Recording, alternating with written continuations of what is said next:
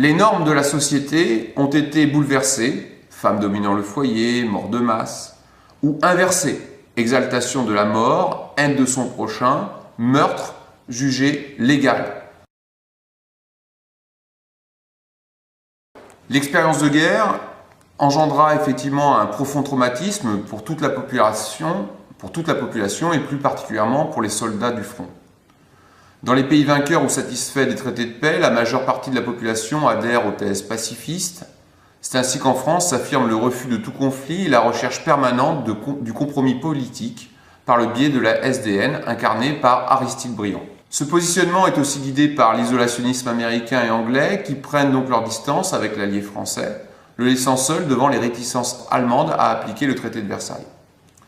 L'état-major, tenant compte de cet état d'esprit et fort de l'expérience de guerre, prône alors une stratégie purement défensive qui trouva son aboutissement par la constitution de la fameuse ligne Maginot, une ligne de défense dont l'édification fut ralentie par la crise économique des années 30 et qui était inachevée lors du déclenchement de la Seconde Guerre mondiale.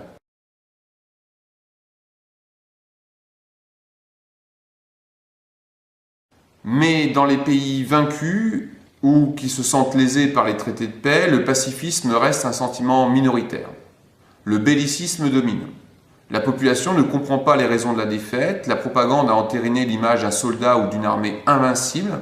Aussi la défaite ne peut venir que d'une trahison intérieure. Communistes et juifs, corps désignés comme étrangers par les nationalistes, sont directement visés. L'expérience de guerre compose pour tout soldat un choc traumatique amplifié par la défaite, jugé comme injuste pour soi, mais aussi pour les camarades tombés au front.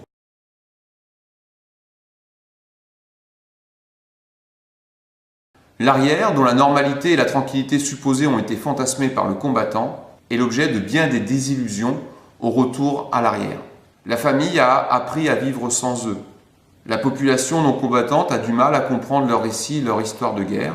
Le chômage touche durement l'Europe. Aussi, beaucoup ne se sentent pas considérés comme ils le devraient par une société de planqués et d'embusqués, jugés avec méfiance, voire avec mépris.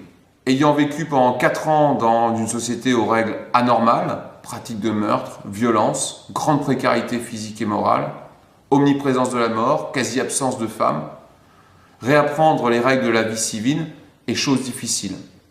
La déprise de guerre se fait lentement, notamment pour les gens aigris qui ont trouvé dans la guerre un sens à leur vie, la discipline militaire, un ordre, une famille. La brutalité acquise au front ne disparaît pas avec le retour à l'arrière.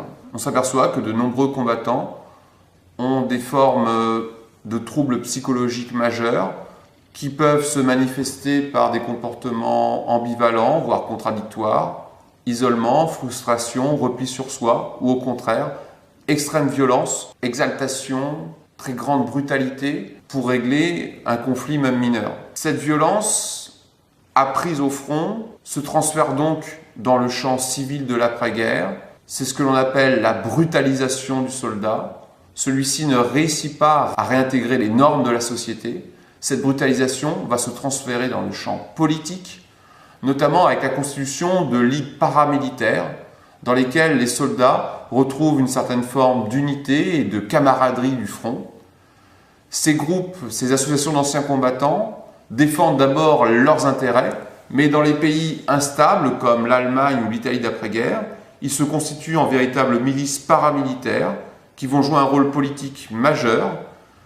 Ils vont composer des groupes d'assassins, l'assassinat d'hommes politiques, notamment Rathenau, qui fut assassiné en 1925 par l'opération Consul. Mais ces groupes paramilitaires ont surtout pour tentation de faire un coup d'État. On peut citer les casques d'acier en Allemagne, qui menèrent plusieurs tentatives de coup d'État en 1920-1921. Et bien sûr, celui qui passera à la postérité, les SA, les sections d'assaut d'un certain Röhm, dont le chef idéologique est un jeune caporal aigri de la Première Guerre mondiale, un certain Adolf Hitler.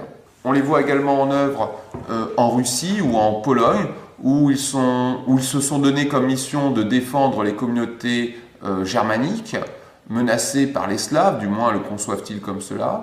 Ils mènent une véritable chasse aux Juifs, mais aussi luttent avec l'armée polonaise contre les Russes dans la guerre qui opposa la Russie bolchevique à la Pologne entre 1918 et 1921. On voit donc une Europe extrêmement agitée, la paix des armes n'est pas pour demain.